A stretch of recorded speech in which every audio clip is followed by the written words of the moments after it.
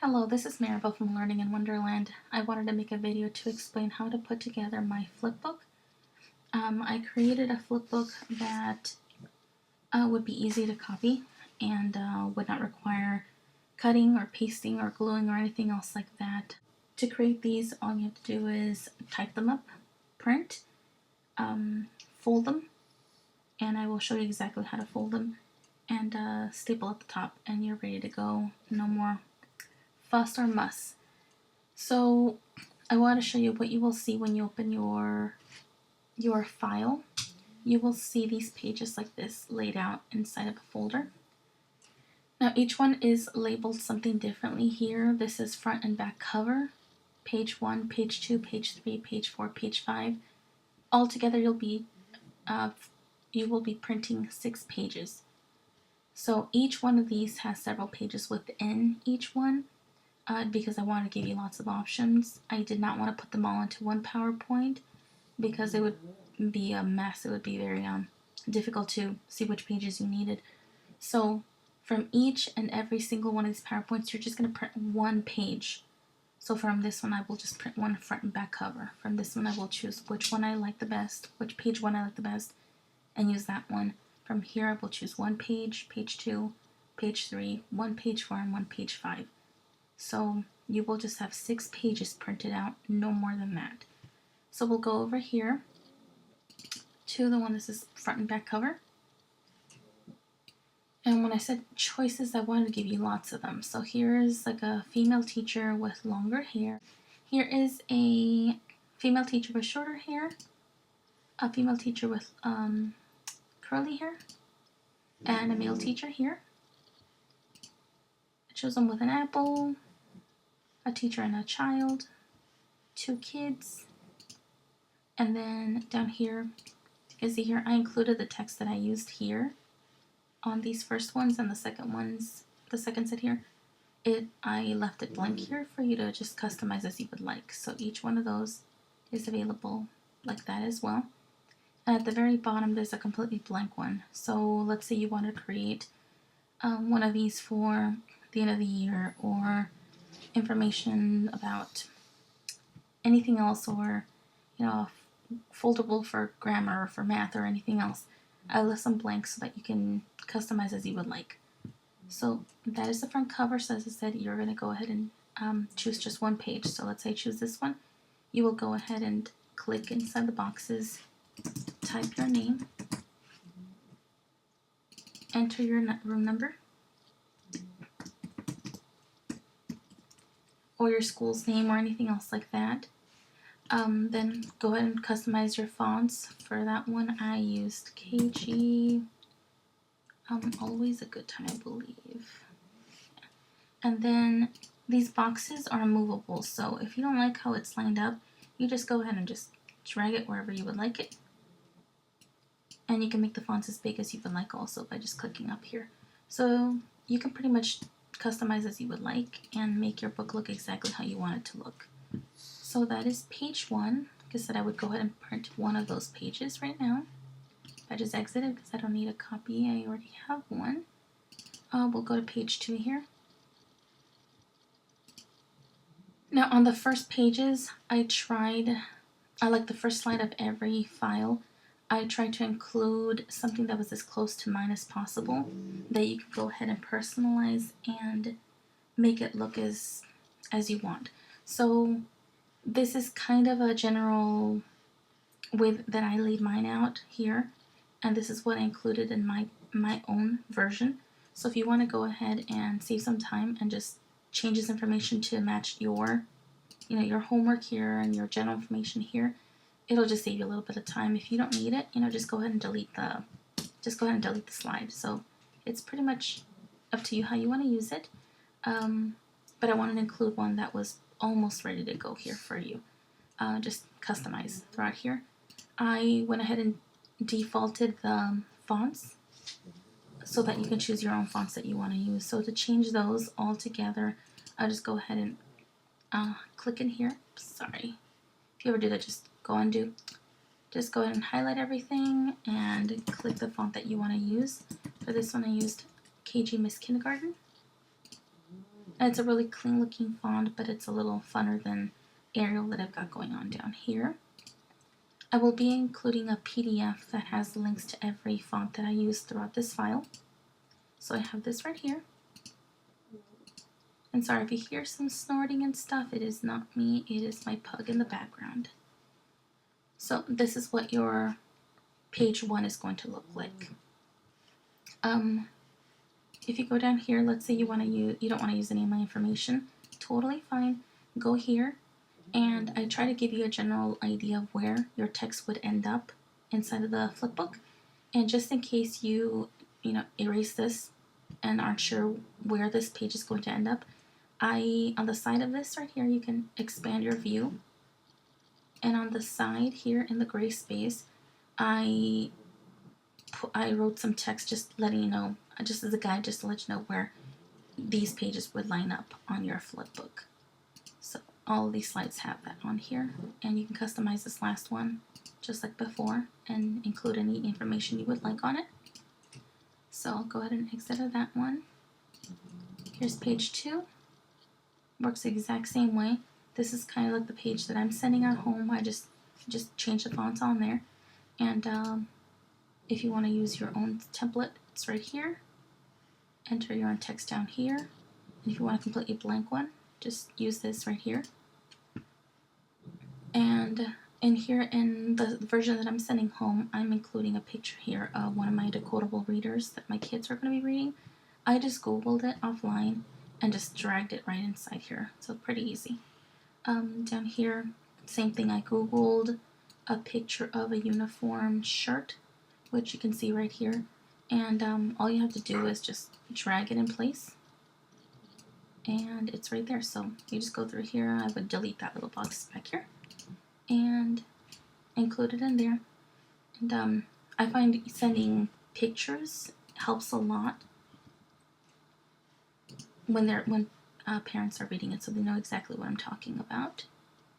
And you can always drag pictures in here or your own clip art for any of these slides. So go ahead and exit that. You would go ahead and print that, but I'm going to go ahead and exit from here. This is page 3. Again, this is what I wrote, but you can change any of this text. You can delete the whole thing. It is up to you. Just give you an example of what I wrote. This is a picture of my clip chart that I put in here so the parents could see what it looks like. This actually was a color slide. Let me see if I can show you what it looked like originally. Here it is. So it looked like that. And something really neat about PowerPoint is that you can just click on it and you can go over here to recolor. Now this is on the PowerPoint 2011 version. I used to own the 2008 version and did not do this, so it just depends on which one you're using. So I just click here where it says recolor black and white 25%, and it turned into a black and white image. And then next to it I explained what each level means.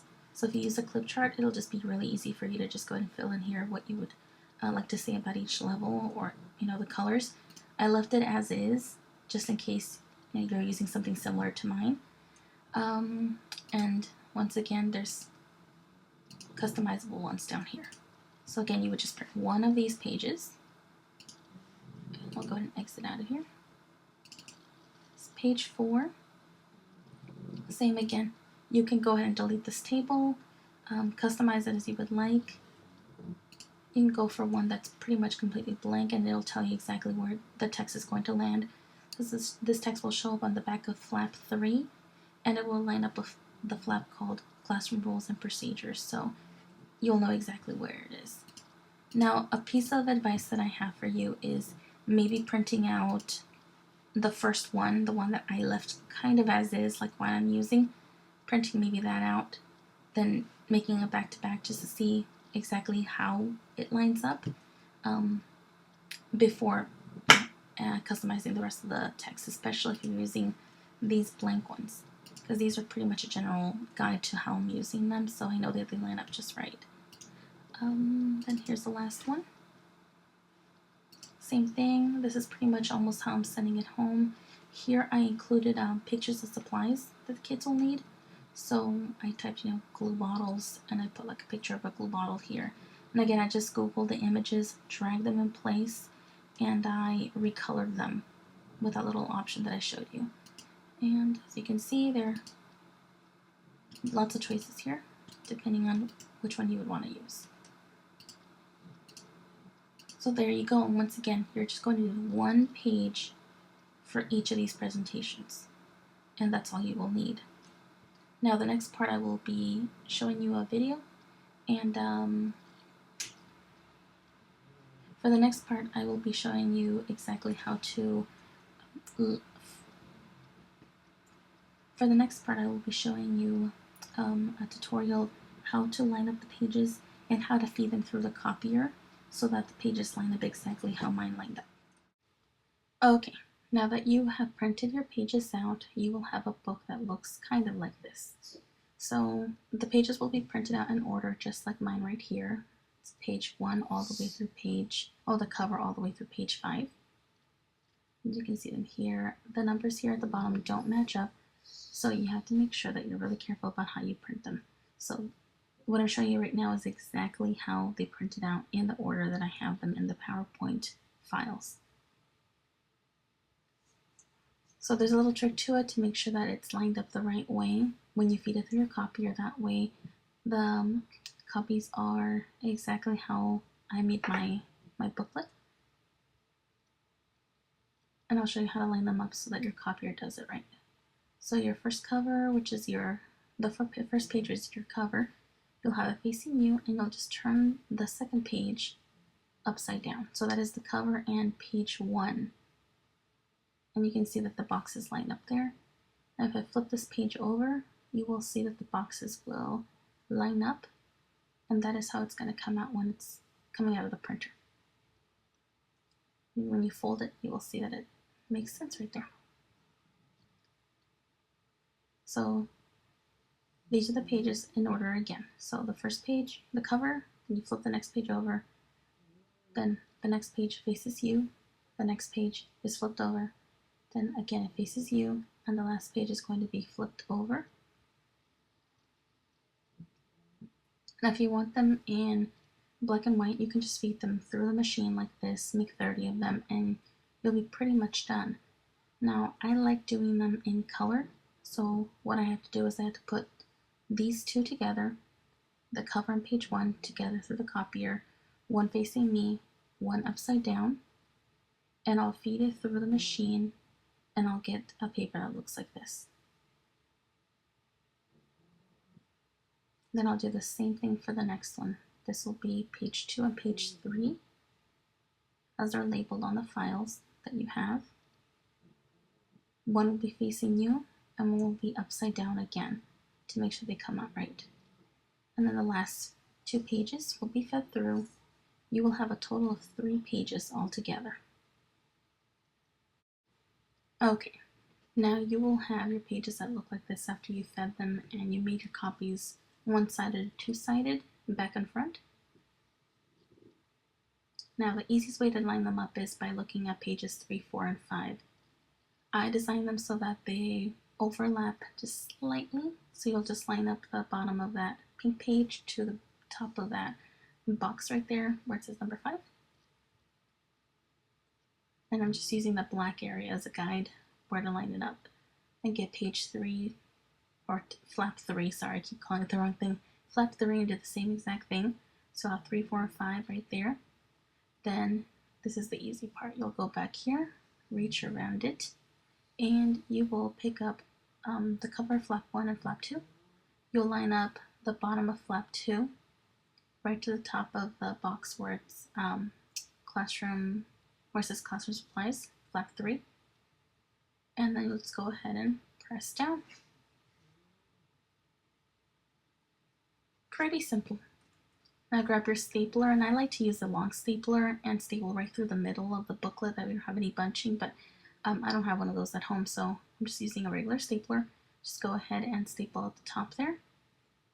Does the job. Then when you open it up, you will see that everything is lined up just the way you want it.